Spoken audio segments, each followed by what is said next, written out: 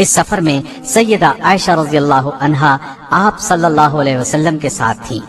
چلتے وقت آپ نے اپنی بڑی بہن سیدہ اسما رضی اللہ عنہا کا ہار پہننے کے لیے مانگ لیا۔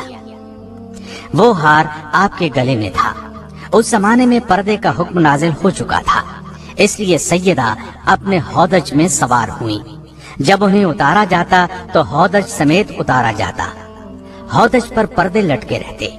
اس زمانے میں آپ بہت کمزور اور دبلی پتلی تھی، چنانچہ ہودج اٹھانے والوں کو کچھ محسوس نہیں ہوتا تھا کہ سیدہ اس میں سوار بھی ہیں یا نہیں۔ غزوہ بنی مستلق سے واپسی پر مدینے کے قریب ایک مقام پر نبی اکرم صلی اللہ علیہ وسلم نے قیام فرمایا۔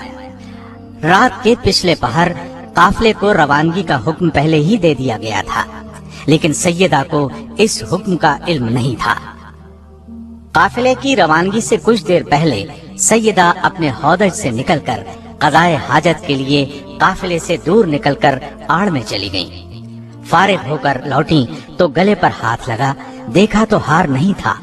بہت گھبرائیں اور وہیں واپس جا کر ہار تلاش کرنے لگی۔ سیدہ کا خیال تھا ابھی لوٹ آؤں گی، اس لیے کسی کو نہ بتایا کہ وہ اس طرف جا رہی ہیں۔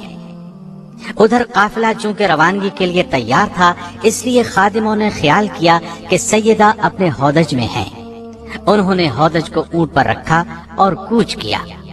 ہودج کو اونٹ پر رکھتے وقت انہیں اس کے ہلکے ہونے کا احساس نہ ہوا، اس لیے کہ سیدہ عائشہ رضی اللہ عنہا کا وزن بہت کم تھا۔ لشکر تو وہاں سے روانہ ہو گیا، ادھر انہیں ہار مل گیا۔ یہ ہار لے کر لوٹیں تو لشکر وہاں سے جا چکا تھا۔ بہت پریشان ہوئی۔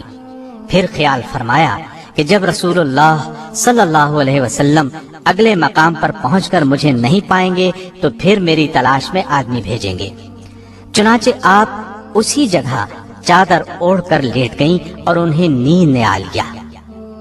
صحابی رسول صفوان بن معطل سلمی رضی اللہ عنہ فوج کی گری پڑی چیزوں کو اٹھانے کے لیے لشکر کے پیچھے رہتے تھے۔ صبح کے وقت وہ اس جگہ پہنچے جہاں لشکر نے رات کو پڑاؤ کیا تھا۔ اس جگہ پہنچتے ہی اچانک ان کی نظر سیدہ عائشہ رضی اللہ عنہا پر پڑی۔ دیکھتے ہی انہوں نے آپ کو پہچان لیا، اس لیے کہ پردے کے حکم سے پہلے انہوں نے سیدہ کو دیکھا ہوا تھا۔ دیکھتے ہی انہوں نے انا للہ و انا الیہ راجعون پڑھا۔ ان کی آواز سن کر سیدہ کی آنکھ کھل گئی۔ انہوں نے اپنا منہ فوراً چادر میں چھپا لیا۔ سیدہ عائشہ خود فرماتی ہیں، اللہ کی قسم صفوان نے مجھ سے بات کی، نہ ان کی زبان سے سوائے انا للہ کے کوئی اور کلمہ سنا۔ سیدنا صفوان رضی اللہ عنہ نے اپنا اونٹ سیدہ کے قریب بٹھا دیا۔ اونٹ سامنے کر کے صفوان خود پیچھے ہٹ گئے۔ سیدہ اونٹ پر سوار ہو گئی تو صفوان مہار پکڑ کر اگلی منزل کی طرف روانہ ہو گئے اور دوپہر کے وقت اسلامی لشکر میں جا پہنچے۔ یہ ایک بالکل معمولی واقعہ تھا اور سفر میں اکثر ایسا ہوتا رہتا تھا، لیکن لشکر میں منافقین بھی موجود تھے، وہ بھلا یہ موقع ہاتھ سے کیوں جانے دیتے۔ انہوں نے سیدہ عائشہ رضی اللہ عنہا پر بددامنی کا الزام لگا دیا، گویا اب وہ پاک دامن نہیں رہی، نعوذ باللہ۔ مدینہ طیبہ پہنچ کر سیدہ بیمار ہو گئی۔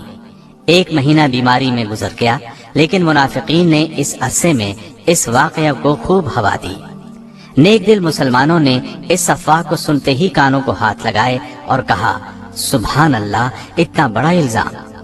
عبداللہ بن ابی اور دوسرے منافقین کے علاوہ اس سازش میں 3 مسلمان حسان بن ثابت، حمنہ بنت جہش اور مستہ شامل تھے۔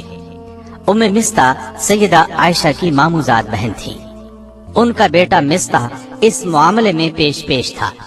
یہ منافقوں کے پروپیگنڈے کا شکار ہو گئے، بدگمان ہو گئے۔ سیدہ کے خلاف مدینے میں جو طوفان اٹھایا گیا، سیدہ عائشہ کو اس بارے میں قطعاً کوئی علم نہ تھا۔ وہ تو مدینے پہنچتے ہی بیمار ہو گئی تھی اور 1 ماہ تک بیمار رہی، لیکن اس دوران میں رسول اللہ صلی اللہ علیہ وسلم کا آپ سے وہ سلوک نہیں رہا تھا۔ پہلے جب آپ بیمار ہوتی تو رسول اللہ صلی اللہ علیہ وسلم سیدہ عائشہ رضی اللہ عنہا کی دلجوئی کرتے اور ہر وقت خیال رکھتے تھے، لیکن اس دفعہ صورتحال اس سے مختلف تھی۔ آپ صلی اللہ علیہ وسلم آ کر حال پوچھتے اور چلے جاتے۔